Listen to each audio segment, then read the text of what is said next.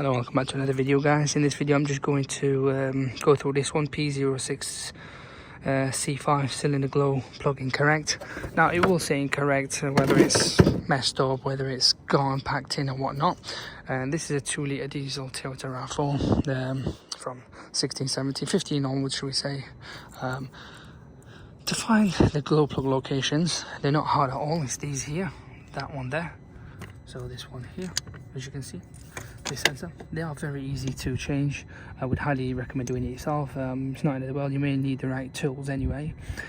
What we would recommend is probably buy, if you're going to do it, you might as well buy all 4 glow plugs plus the module and change it all in one go rather than one at a time, because they do wear out, they do pack in.